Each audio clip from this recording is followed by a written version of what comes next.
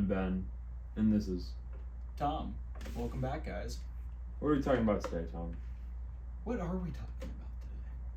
It's a great question. What's going on? What's going on in the Star Wars world? I've been watching a lot of Clone Wars recently. We talk about it a lot. I know. We love Clone Wars. It's kind of quintessential. I think it's important. It is. It's really cemented itself as like important, key piece of storytelling within the Star Wars universe. It really is. What was it? 7 seasons? Was it like 7 seasons, like 10... 12 years, right? Yeah. Because season long time. 7 got released in 2020? 2020. Or 2021? Yeah, later. A lot later. So that was, wow, so that's... But here's what I'm fascinated 13 years. about my recent rewatch of Clone Wars right now. I'm somewhere in the season 5 range at the moment. And there's been a couple of characters who I think deserve some more plaudits. And, we talk about them a lot. But, Acolyte's done now. We're kind of in this weird space. Skeleton crew. Yada yada. I'm thinking about Asajj Ventress. Asajj Ventress. Yeah. She was originally introduced in the 2003 Clone Wars miniseries? Yeah. I love that. I love that piece awesome. of work. That thing was amazing. She has 0 lines. 10 minutes of screen time in that? Yeah. Not even? And 0 lines? I think I don't remember even having an actor for it. Yeah. But she was, that's where she was introduced and kind of took her character and ran with it in Clone Wars. I really like it. No, I agree. And Greedus was scary in that one too. Grievous was terrifying in that one. Yeah. That's where we get to learn about the little cough he got. Because they made an excuse for that there. But yeah, talking about Asajj Ventress, what do you like about her? What does it for you about the character? So, we learn a lot about Asajj, or Ventress. I think Ventress is, as we commonly refer to her as. But what I really like about Ventress is that you really grow with her, just like most of the characters in Star Wars, in the Clone Wars, is that they really take shape and evolve and get so much more depth as time goes on. And Ventress really goes on this journey because, again, she's one of those characters who doesn't exist in the prequel movies, right? Mm-hmm. Like, she's, she either has to die or she's not coming back or something happens, right? And so I really like that understanding of we're really getting to know a character who doesn't show up again. And what I love more about it, besides her in Clone Wars, because she goes on this journey of another assassin, a foe to our 2 great heroes and generals of Obi-Wan and Anakin, and then as we keep going into the series, Ahsoka. But what I really, really do love about her, besides how she changes from someone who is just the enemy to somebody who goes on this journey and her master betrays her and she returns back home to the witches and she goes on this whole journey and she thinks she knows what she has and she's cast aside and really has to discover her true self, is all of these exploits that happen in the books and Legends content of developing Ventress from not just some typical mercenary to somebody with a heart who cares, who has thoughts, feelings, opinions of her own. It's so interesting for a character like that to really get developed. I mean, we start with nothing. She's a fighter, Yeah. Like if you go back to that original Clone Wars miniseries, she's just a fighter. She's just another pawn. She, gets bested by Dooku and this and that. And I think it's that's one of the great things about Clone Wars and the Legends and comics and this and that. Like, you don't need all that information. You don't need it, but obviously, we're Star Wars fans. Yeah, we're here for it. And if you're listening to this, you're a Star Wars fan. Face it, and we're here for that content, and we're here for that building of a character who, was created for the plot. It was just created for that miniseries. Yeah. And Just it to be really a bad guy for our heroes. and it really like adds a nice dimension to the Star Wars universe, and that every character does have a purpose. Every character has a meaning, and even like a Sith like that, Yeah. there is that deeper level of Yeah. how does one become a Sith? Yeah. You know, or does The one Acolyte really didn't want to? tell us. Yeah, But but besides the Ahsoka- point. or not Ahsoka, Asajj Ventress. Yeah, Asajj Ventress. Really into Asajj Ventress. But that leads me into the character and our Legends relationship with a Jedi who might be one of my top 3 favorite Jedis of all time. Top 3. Top Do you want to 3. give us your top 3? No. No. Not really. I think that's a tough one. That's a tough ask. But But he's up there. This he Jedi. is definitely This up Jedi's there. up there. This Jedi is up here. And he used to have a relationship with the Asajj Ventress. At least in the Legends. And that character, that Jedi, is the legendary, the one and only Quinlan Voss. Ooh, Quinlan Voss. First And- off, can I say, fantastic name for a character. Yeah. Fantastic description. Fantastic outfit. This guy is like a real Jedi. Like, He's a beast. but that kind of leads me into my pitch. Well, what's your pitch? So, my pitch is a story about Quinlan Voss. Quinlan is, again, as I said, one of my favorite Jedi. He has this amazing arc in Legends. There's a great novel with him and Asajj Ventress as they become lovers, pretty much, and they form a relationship. Just fascinating. Like, what a combo. Like, Jedi and Ventress. I mean, and there were always sparks there with Obi-Wan, so makes sense. it makes sense. There was that kind of tension between, Or at least on her end. on her end. Yeah, like, they had that in place. Yeah. They alluded to it a lot in Clone Wars, and Mhm. I feel like if you're reading for that, you can definitely read it. Yeah. You know, Yeah. it's there. It's sprinkled in there. It's that little flaky salt. Which is fun, and it adds more to her character, and it is cool to see. Yeah, tell me more about the relationship Yes. between Quinlan Voss and Ventress. So, we love the relationship between Quinlan Voss and Ventress. Of course, it's our lovely, toxic relationship, right? Of course, you Like- need that.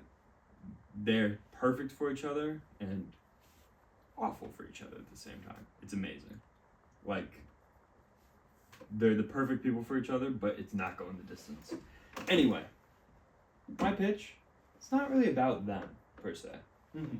Maybe Ventress is kind of in here, but it's about my favorite Jedi. My top 3. Quinlan Voss. Quinlan Voss. And for those of you who don't know, Quinlan Voss is kind of like a renegade Jedi. He kind of abandons the Order, in Legends at least. He's gone. He abandons the Order. So for those of you who don't know, Quinlan Voss, renegade Jedi, leaves the Order for a bit, goes on this huge adventure, which is what I eventually want to adapt into my story. But he's in the same vein as like a Qui-Gon Jinn. He is not a Jedi for the Order. He is a Jedi for the Force's sake, if that makes sense. Jedi He's- for the Force's He sake. is not, necessarily about going and fighting a bunch of people and saving a village and all this stuff. He's on this kind of quest. Deep down, he's trying to find something deeper. He's trying to find deeper answers. He's flawed within himself and he acknowledges this. And he's trying to find these answers for Mhm. himself.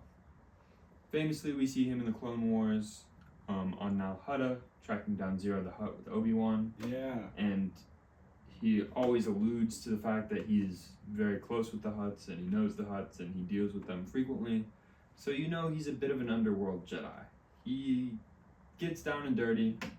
If you know the Hutts, Yeah, you're getting down and dirty. you know the Hutts. Like, But, so, he's kind of on his own for long periods of time. He's not really a Jedi's Jedi.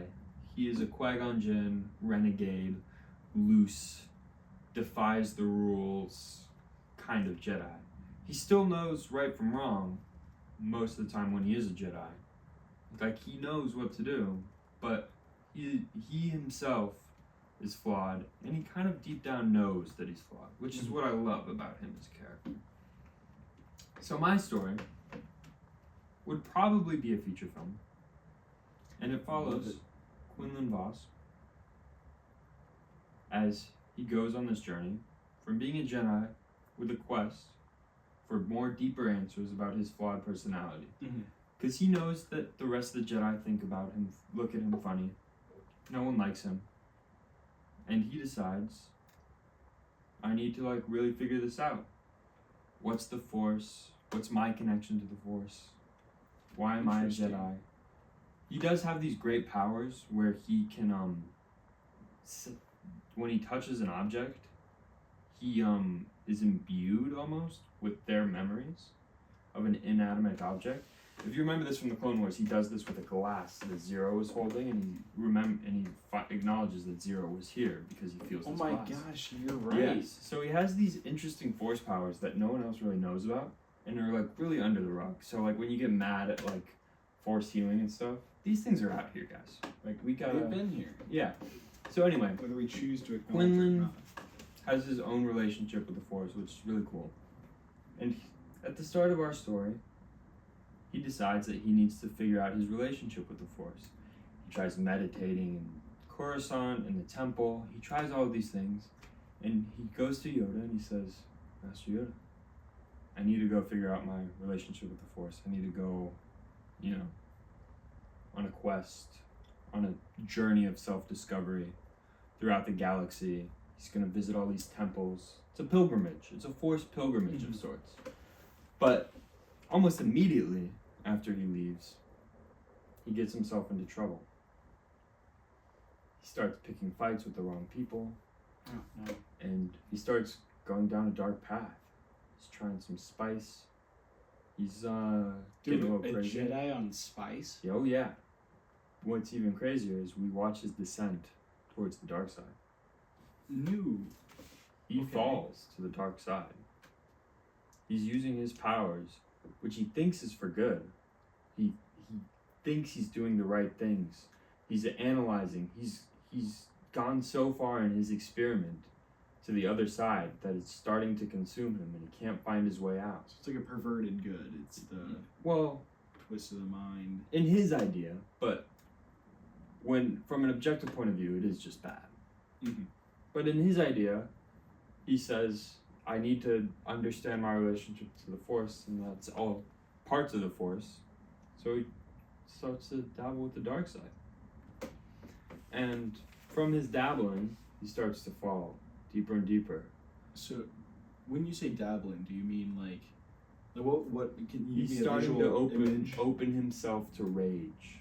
He's starting to get a little darker. His eyes are getting a little yellower, as in Anakin Skywalker's yellow. He's starting to feel a little more power in his veins. He's starting to let his emotions loose. He's starting to feel things. He's starting to lose control, and all of a sudden he's bringing down houses and structures and trees and everything around him. And he's trying to create things in his own image now. And this is after he's run into none other but Darth Tyrannus. Ooh. Anyway. Alright. Yeah. Alright. So Darth Tyrannus is pulling a little Darth Emperor Palpatine situation of pulling the strings from behind the scenes. And maybe we see him, maybe we don't. But all of a sudden, Quinlan Vos is starting to fall to the Jedi at Sith hands from his own pilgrimage. And he's starting to do these things that are not exactly savory. And he's starting to realize it. He's doing what Anakin never did and realizing he's fallen to the Sith. And what is he doing? He's starting to kill innocent people, and all of these things are happening. And all of a sudden, he snaps and then pulls himself out. and he's Man. crawling his own way out, fighting off hordes of assassins and Sith sent by Darth Tyrannus to try to keep him in his rage, trying to let him fester towards the dark side. And Quinlan, on his own power, from his own pilgrimage, needs to pull himself from the dark side. And from there, he has new moments of clarity on his relationship with the Force. Damn. I like that a lot. It is a movie about a fall of a Jedi and his redemption. It is It's quite literally the hero's journey. Of Quinlan and like. Yeah. Oh my gosh, yeah, and I really, I like the idea of it's very poetic with Anakin and complementary with his journey, and like because we see the descent of Anakin throughout the trilogy, and then it just goes. He doesn't stop. Yeah. And this I think could be interesting, and like one of the visual imagery that's coming to my mind that I think would play well is the what's it called, sister son, or what's it, when Obi-Wan and Anakin in the Clone Wars have their spiritual battle. What are those beings? The 3-episode arc. Yeah, the Mortis beings. Yeah, the Mortis beings. Yes. Kind of in a similar vein, seeing the mental anguish and stuff too. Not just what Count Dooku or Darth Tyrannus is sending his way, but also the Yeah, but I'm not as internal- interested in the spirit world of this stuff. I know we see it in Ahsoka. Are you more interested just? I don't care about any of that. Okay. I don't care. I don't need that. More of the tangible, what's going on in the world. We're already in space. I don't need to be in space Force world. Force realms. I think it's better if we see this happen in physical reality. I don't That's fair. I don't need to jump into portals and jump through time and save Ahsoka from death by Anakin. Nah. This is a journey about a man, quite literally a hero's journey. And what I like about him compared to Anakin is that Quinlan knows he's a flawed man. He knows he's a messed up Jedi. Anakin has the pride. He thinks that he is the most powerful being in the galaxy. He knows, and he's consumed by this pride, and that therefore becomes his hubris when coming to save everybody. Quinlan knows. He knows he's a weak being, and that allows him the clarity to overcome his To difficulties. redeem himself. Because he knows he is flawed. And I wanted to ask, we talked about Ventress before. Do you have any intention of bringing her into live action? Having her, or is this going to be live action? Yes. First Live foremost? action. Live Yes. action. And do you have any intention Feature of bringing film. her as a main part of this story? Just Not kind a of main. reference to. I think she's an interesting character, and I think she does have a part in this movie. I think for her, what would be beautiful is if she's the one to help him at the end. That would be. That would, I do love that beautiful sentiment of she's the one to help him, pull him from this burning planet where he's fighting everybody to his death. For him to come in and save the day would be really cool. And I like that a lot too. I like that idea, because you would think if she's coming, that's the ultimate turn to the dark side. He's going to get with her. You know, you think that he's going to follow his heart, if you want to follow his heart, air quotes, kind of that whole romantic notion of leaving the order for her because he's consumed by the dark side, but instead she's his saving grace. Yeah. Which is even more like a beautiful sentiment of love than... I think it's more fun to flip the dualities there.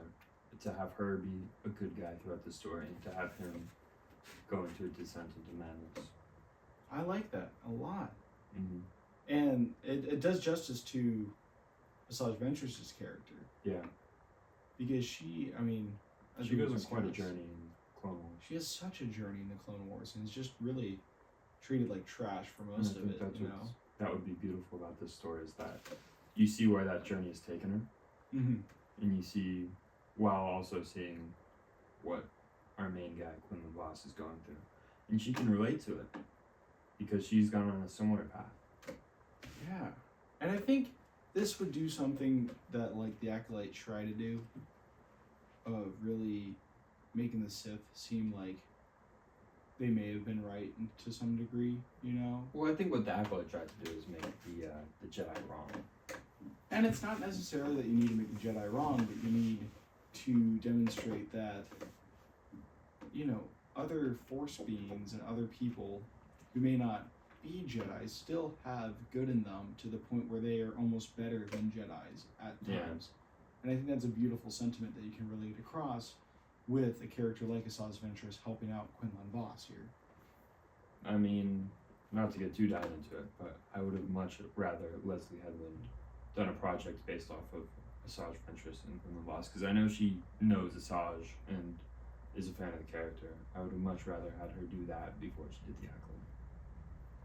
Yeah, that's again taking characters already established in this world, using the established canon about them for the betterment of their character, and to get your ideas across, and like taking this IP and really expanding upon it by just continuing doing justice to these characters, whose stories are out there. Like, that's a great story, and you know, it has that. It has the chance to have a very artistic impression, you know, while still staying true to Star Wars. Yeah. I think that's the story. That is awesome. And so his lightsaber's green, right? His lightsaber is green. I love green lightsabers. It's not really the craziest take. I mean, It's my I'm favorite. indifferent. My favorite lightsaber's green. My favorite lightsaber Really? color. Yeah, by far. Not purple? No, I'm not really a fan of purple. I'm a big purple I think guy. it's kind of a cop out. Purple and the darksaber, my top two. Darksaber's cool, but like, I don't know. I'm a classy guy. I like green. But speaking of lightsaber colors, do you see yourself having a moment of him trying to bleed his kyber crystal, trying to make that descent into really embodying the dark side? Because I always love that idea of bleeding the crystal. I think that's a cool. I know you've brought it up a couple of Yeah, a times. couple times now. It's just one of those fascinating things that like we don't really see often, but I think that I think it's a cool notion.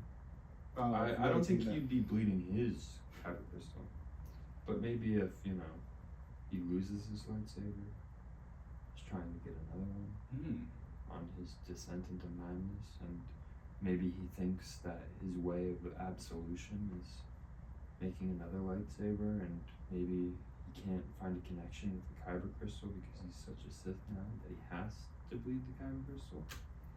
I think that might be a little more intriguing, because once you bleed, you can't go back. You can't go back.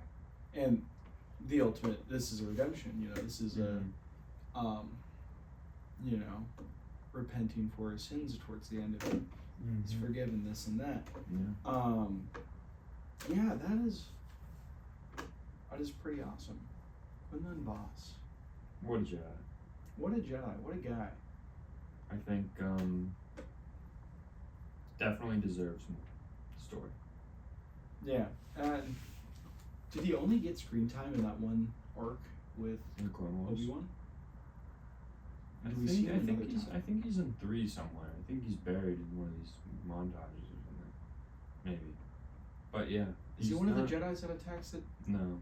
Chancellor? Who? No, it's who all not. attacks that? It's Eth Koth, Kit Fisto, CCTM, Mace Windu, and